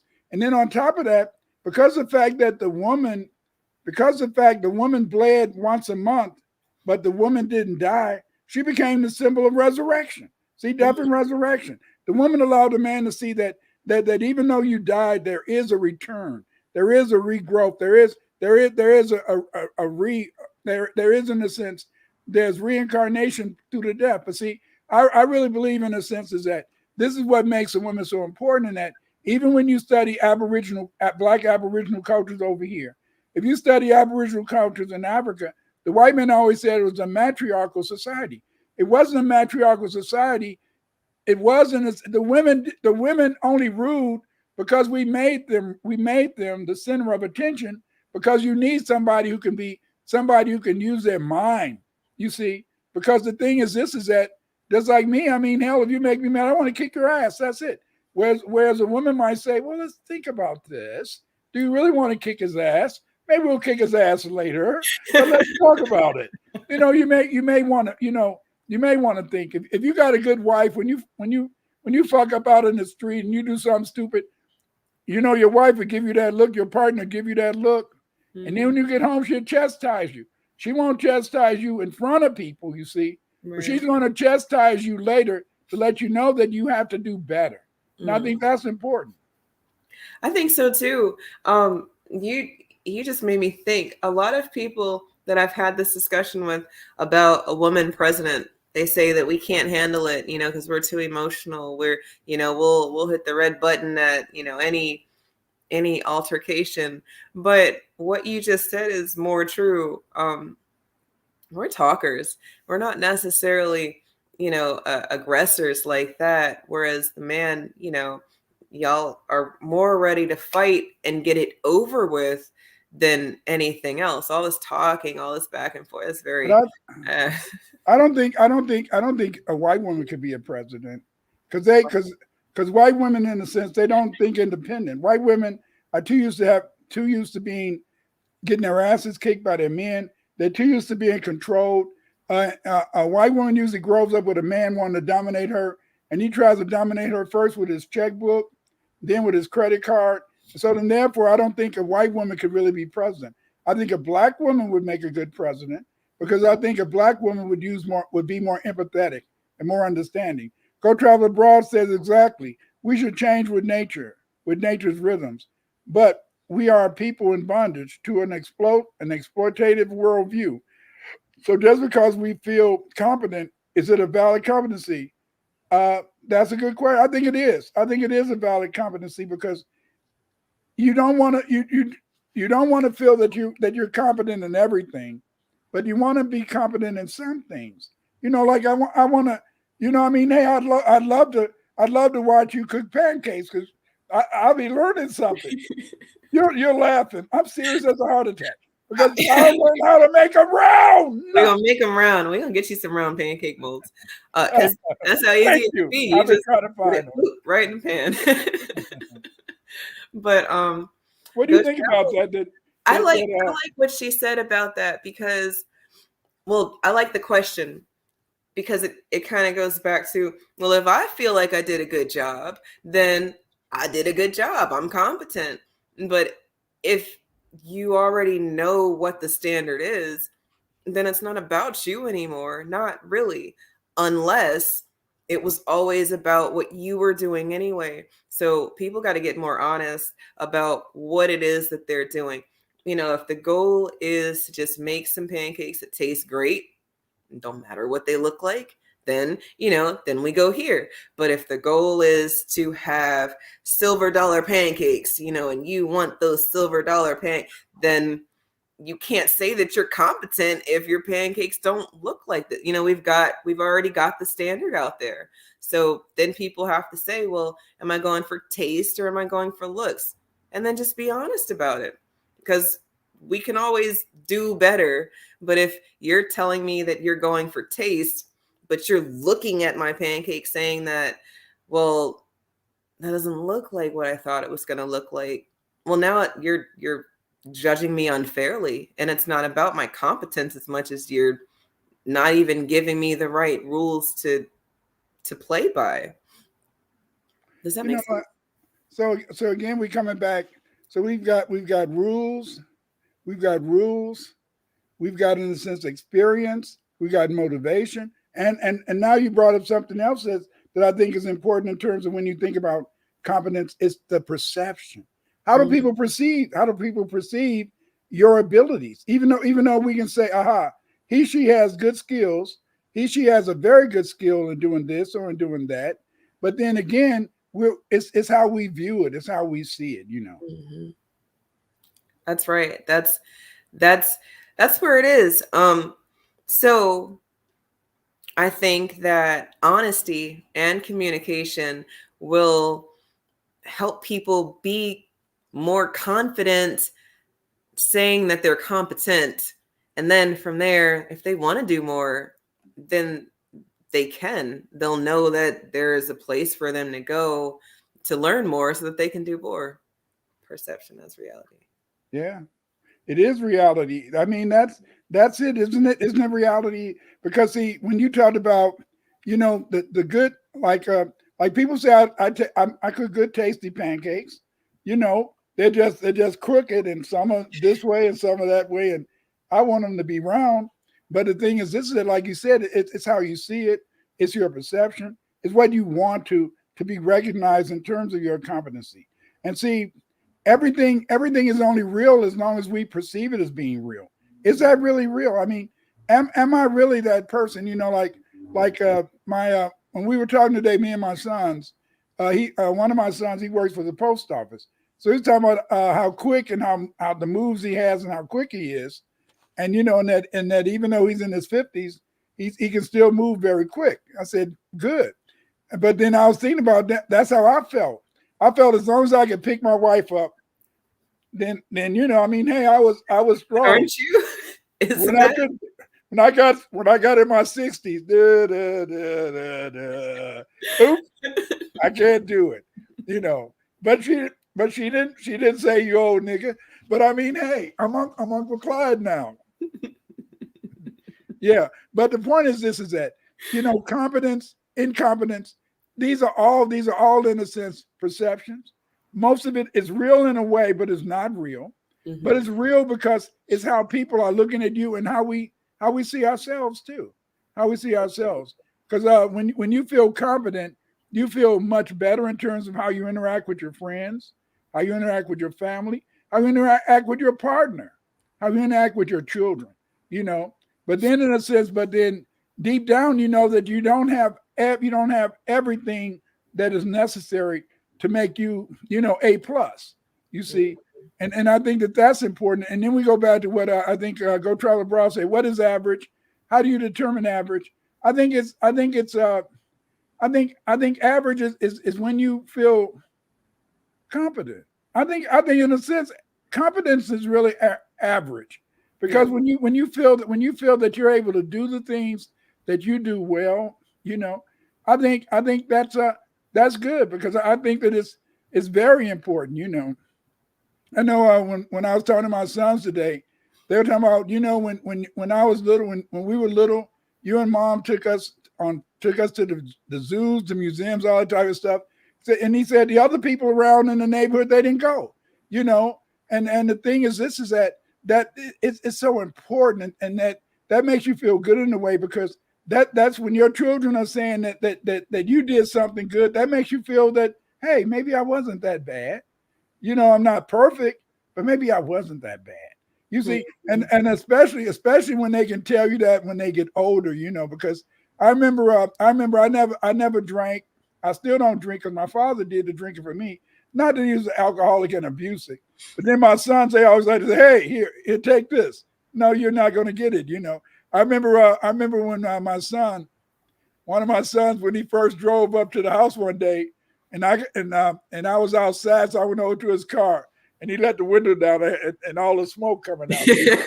What the hell? But that was none of my business. But I tell you, this is if the police would have stopped him, he would have been in trouble. But again, but again, you know, but again, when you talk to your children and they get older, see, a lot of times, your kids don't always show you that you were able, in a sense, to really teach them something, and you feel incompetent when you see them doing things that you felt they should know better Mm. than what they're doing.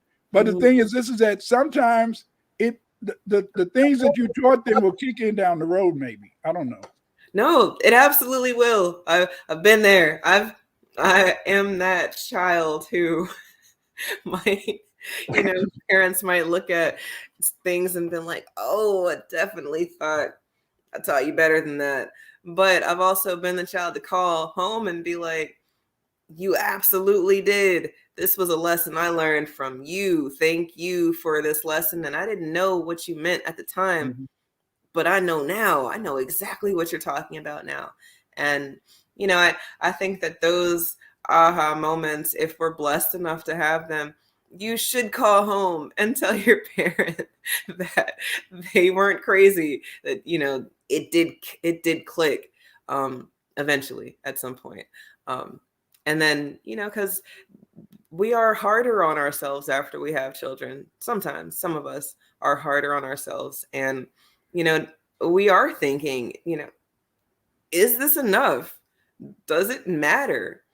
Um, if I've had a conversation with two sets of parents where the father is working all the time, and then there's the father who stays home, and both the kids know that dad loves them in both of the families, but the one who sees dad at all of the events, you know, they feel like it's something else. They feel like they've got something more. And then the dad who's not at the events, they're giving gifts. Like, I know I'm not there, but here, this is, I'm working extra hard. This is for you. So children, both both children are getting extra from dad in different ways. And I'm very curious about how later in life, these children are going to feel about dad. Is it going to be the one who was at the games, or is it going to be the one who made sure that they got the newest thing? Or does it even matter? Because is it bigger than that? Is it something else that he didn't do or did do that will make or break their memory of their father? I think it's complicated because I know my one of my sons. We were talking, and I said, damn. I said, why? I said, I want to be with your mama. They said, well, I don't want to hear that. They said, I don't want to hear that. Be quiet. And then one of my sons said, well, maybe, maybe you have to be with us now because when we were young, you was always doing research at the library and the archives, always doing research. You was just research, research. And he said that maybe now that's why you're here. Mom is gone because now you had to share, you had to share yourself with us now. When you was younger, you was doing so much research and stuff, or at work. So I think that it is very complicated. But I think that the only one who can judge it, only one who can judge it is the kid. Your child have to define how they perceive life. And Mm-hmm. like Go Travel Abroad said, philosophically, the only task we may be able to accomplish competently is self-love. That is so true. It is very true that self-love is important. But I think even there you go into that problem. What is self-love? What is arrogance? It's all very complicated. And then you know uh, chemistry black magic says broken homes are crazy. Yeah, broken homes are crazy, but sometimes your mom and dad can be there, but because the fact they're not around, that the home can seem broken. Sometimes the home can seem emptiness. You know what I've found is that I'm not teaching now. but I've talked to a lot of my colleagues who are still teaching, and do you know that pandemic, a lot of kids have a lot of emotional problems. A lot of kids can't hardly go back to school. They can't hardly make it.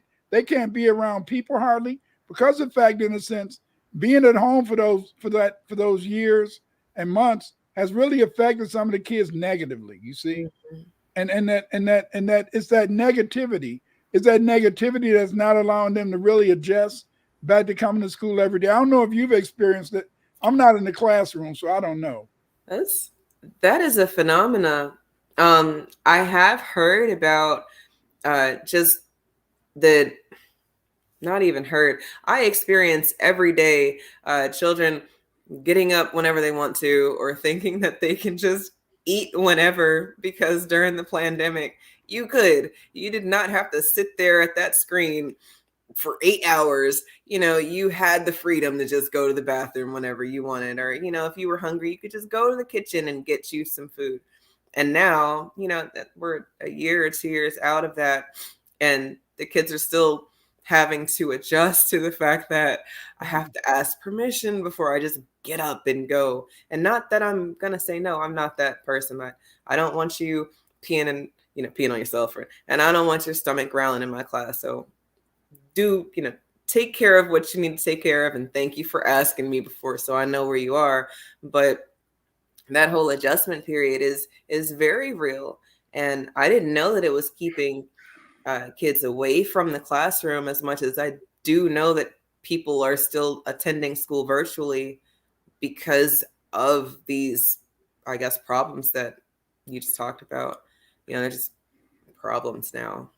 Well, I had went back to teach in 2019 and 2019, and that was that's when the pandemic started. But Mhm. at the school I was teaching, I wasn't at my home school, but at the school I was teaching at, because you when you retire from the Chicago public schools, you can't get your pension and teach too in the city. Oh no, so you have to go to another Yeah. I district. was teaching in the suburbs and stuff. And so then what the kids had to be on camera all, during the entire class. They had to Mm, be on camera. But like you said, they could probably get up, or they could go at any time they got ready. But mm, the thing is this, is that I think that the thing that I hate about is that I think that generation, I think they're going to be a lost generation, especially the kids who were in fifth to eighth grade. I think they're lost. I don't think they're going to ever recover. Maybe they will, but I don't think they're going to recover, because the thing is this, is that that's like when I was teaching college. A lot of kids who well, they were in their 20s, but a lot of kids who had learned to read during the word method, and they had learned to write just off of how they talk. They couldn't write like anything. They couldn't write like anything because they were writing the way they had been taught to write, right. and they didn't teach you to really write. They taught you to, if you said you can write it. That's not always how it has to be. It has to be grammar. But what Hmm. I found is that if you had a good sixth grade language arts teacher, you'll make it through high school, college, and everything. If that sixth grade teacher was good, because I don't know about you, but when I was in high school, we didn't learn grammar. We just learned literature for 4 years of literature, you Oh. know. And I don't know what did they teach you in high school? Oh, we Well, had language and lit. So okay, it language and lit, definitely the grammar aspect. And I agree with you that middle school tier of language and lit will make or break a student across the board. And what you just said about this lost generation, I agree. yeah, There's going to be some exceptional students, right? Some more than competent students because of their upbringing, background, or just the type of student that they are.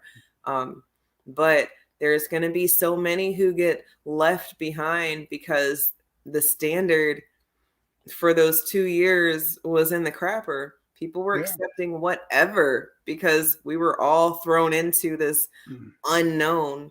So now that the whole world is in this unknown state, well, now we can redefine what things are. Things that used to be baseline are now exceptional, and exceptional is just impossible. And then things that we weren't even accepting are now a standard that you can accept. And I think that's kind of crazy that the whole world kind of got thrown into this redefining of It did. everything all at the same time. Because it had got so that it had got so that we couldn't teach spelling. We couldn't teach spelling anymore, and Hmm. we couldn't teach cursive writing. I had got my yesterday. I had to take my car to have it the oil changed. So when I was leaving, then the lady said, "Okay, you got to sign this. You had to sign after you've already they want to Hmm. sign." I said, "What do you do with these kids nowadays who who don't know how to cursive write?" She said, "Well, we let them just make a mark." I said, "That's pathetic. That's It is. pathetic. It is. We're I doing that." remember wanting to know how to Yeah. sign. I drew my signature for a long time. We did Uh, that. It was a doodle trying to figure yeah. out what your signature was going to look like after we learned how to write in cursive. Now But they can just they put wouldn't let us teach it. Don't teach cursive. Don't teach spelling. I said to my principal, how's the kid gonna learn how to read if they don't develop a vocabulary? And you learn the vocabulary by spelling. So I mhm. don't know that it's almost like they wanted to create a ignorant group of people, incompetent Incompetent, people. right? By design, if they are able to create a class of incompetent workers, then who are always seeking outside validation, then you will have a person who will never get off the hamster wheel. Yeah, And I think that's evil genius at that point. yeah, A lot of us are not designed to do that type of work, but if you don't think you can do more, then that's the type of work you'll do. yeah. Just like I think about our president. He's got all these people around him from Harvard and all that. And I've never they're the dumbest foreign policy people, geopolitical people I've ever met. I don't go into geopolitics. I leave that to Dr. Short. But the thing is this is that we forget that the majority of people who went to Harvard, Yale, Rutgers, and all that, they didn't go there because they were smart. They went there because their parents had money. Hmm. And just because you put them in a top position, they still dumb. And that's what we're finding out. All this dumbness.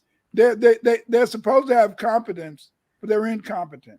That's They're like a pretty pancake, a pretty ugly pancake. I'm gonna tell you, Dr. Winters, I've had a pretty ugly pancake. I Um, want a pretty pancake. no, when I say a pretty ugly pancake, I mean that it was pretty, but man, it was not good. So, oh, that's an ugly pancake. A pancake that isn't tasty is an ugly pancake. And do we want to just make things that are pretty that aren't going to be appetizing, or do we want to feed people? And I know, okay, I know, we want it to be pretty and appetizing. We're gonna get we're gonna get there. Well, my wife used to always say I was stuck on pretty. And I'll admit, maybe I was a little stuck on pretty. And I had my nerve because I mean, you shouldn't be like that. But I like I said, everything had to be red and green if I cook it. If it's cooked, it's got to be red and green. And if I cook a hamburger, it's got to be red and green. I don't care what it is. But chemistry magic said we have to start mastering those lost sciences and rituals we do. Like today, we don't understand is that in the past, our children, boys and girls, they learned how to live, they learned how to be competent as adults. But now we had to learn this competence without any instruction. Back in the day when they had manhood classes and Mhm. womanhood classes, the adults taught the children how to be a man, how to be a woman. Right. And now we had to learn that on the fly. It's kind of hard. I love my children's school. They have rites of passage where the Okay. boys are on one side and the girls are on the other side, and it's separate learning for that section of the day, for those 2 hours or hour and a half. And the boys will come home and say, "Oh, the girls got to bake cookies. I want to bake cookies," because it's cookies, right? And Yeah. everybody loves cookies. But then on the boys' side of thing, they're learning um capoeira, and they're learning fighting styles. And the girls are like, I want to fight, so then we've got this, they want to do this, and oh, that's so cool on that side of things. And I always tell the boys, it's not that you're not going to learn how to cook. You're absolutely going to learn how to cook and feed yourself. But this is a skill that they need to learn, and protecting us is a skill that y'all need to learn. And then we can kind of bring it all together so that everybody's not doing one thing. But I love that that the director of their school has incorporated that, because it's necessary. We're not supposed to be doing the same thing. When I was in high school, my parents put me in an all-girls school for the very reason that public school was not offering these home ec and just opportunities for us to learn how to be women in the future. And not like home ec was teaching you how to be a woman, but these things that they couldn't teach us because they're at work, you should have been able to learn it at school, and you can't learn it at school anymore because they took it out the school. So it's all complicated. It's all complicated. And but I think this whole idea of competence and incompetence, I think it's a very interesting topic. But I think what makes it even more important is to understand is that it's all dependent upon how you perceive it. It's all around perception. Yeah, you can have the knowledge, you can have the experience, and you can have the skill and to do something well, but that's not enough sometimes, because we're always either judging ourselves or somebody else is judging us, Mm-hmm. Did you want to present your merchandise again? Oh, look, you guys, when the you want to go to that, want to go back to present, and let's go back to your website. Look, like I said, you guys, it is nasty season out there. The teas that we have, they work. I'm not going to sit here and tell you that they will heal you as much as they do the job that you are drinking them for. I want you guys to know that I am competent with regards to these herbs that we're selling here on the website. But even more so, in general, I think that having this site up here with these different products is showing the world that I'm just Eve, and we are learning together. So what's the name of that site again? You want to come? Is that Just Vegan? Just Eve Again. JustEveAgain.etsy.com. See, we're going to go JustEveAgain.etsy.com, and that brings you right to my shop. Where I have cookies and teas and t-shirts, and I make art sometimes if that's something you're into. But right now, during yucky, nasty flu season and people trying to jab you season, I really would like the family to take advantage of these organic herbs that my family sells. We source them from an organic farm in St. Kitts that's pesticide free. My uncle takes the time to learn all of these different herbs and what they're used for. And I find it crazy that we can have access to the answer and still not want it. So then are we an incompetent people if we know where to go to get the healing that we're trying to get and we just choose not to? Or do we just not know enough? I like to think that we don't know enough yet. So if you go on the site, you can see the different herbs that are on the teas and learn something about you and it. How you doing, Tones? I think it's very important. I think that's it. I always fed my sons meat. Now my oldest son, he's a vegetarian, so he'll probably buy some of that stuff. But I always felt that I should feed my sons meat because they were supposed to be the warriors. We're supposed to fight a war. We're going to take over America. It ain't started yet, but I had them ready. Family, I'd like to thank everybody for coming in tonight, and I really in a sense, I really thank you guys in the chat. I love the fact that you're sharing with us things that you've done in your life, and I think that it's important because see, we don't know everything, but when we can listen to other people, when we can see where you guys are coming from, it can help us in a sense to make our life better. And remember this, family, is that you're not only helping us to learn something new, you're helping the family to learn something new by you sharing this with us. Did you want to say something, Eve, before we Yeah. close? Shabe, we have three different types of teas. We have a detox tea, an immune booster tea, and a digestive care tea. And they do different things for the body depending on if you're a man or a woman. So just shoot me a DM or see me on the site, and I can definitely get you to which one will help you for whatever it is that you've got going on. Thank you. Go Travel Abroad.